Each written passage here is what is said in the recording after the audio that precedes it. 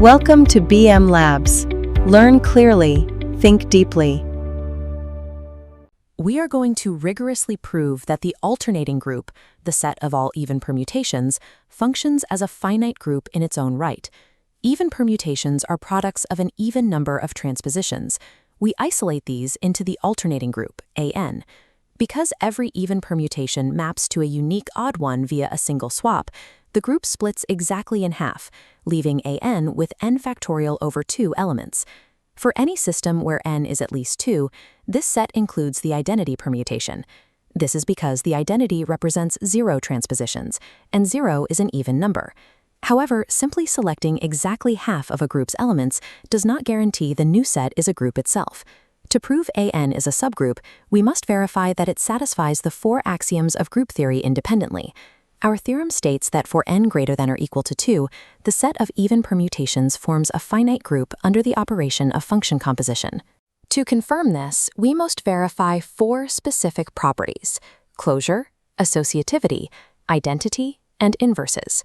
We begin with closure. If we take 2 arbitrary even permutations, sigma and tau, and compose them, we need to know if the result is still an even permutation. If sigma consists of 2j transpositions and tau consists of 2k, their composition yields 2 times j plus k transpositions. Since the sum of 2 even integers is always even, the resulting permutation remains in the set AN.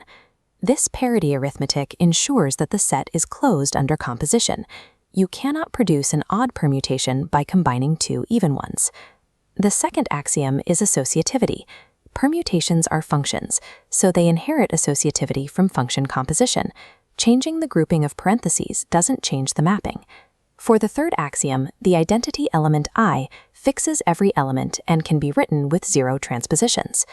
Because 0 is an even number, the identity element satisfies the membership condition for the alternating group.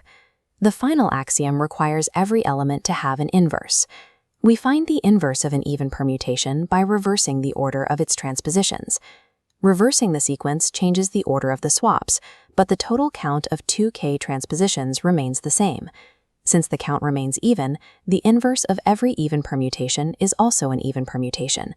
Because parity is preserved when operations are reversed, AN satisfies the requirement for inverses, completing the verification of the 4 axioms. We can ground these proofs by looking at A3, the smallest non-trivial alternating group. It contains only 3 elements, the identity and 2 3-cycles. It's important to note why a 3-cycle is considered an even permutation. Any 3-cycle can be decomposed into exactly 2 transpositions. For example, 1 2 3 is the result of the swap 1 3 followed by 1 2. We can calculate the order of 1 2 3 by taking successive powers. The first power is the cycle itself, the second is 1 3 2, and the third returns to the identity, meaning the element has an order of 3.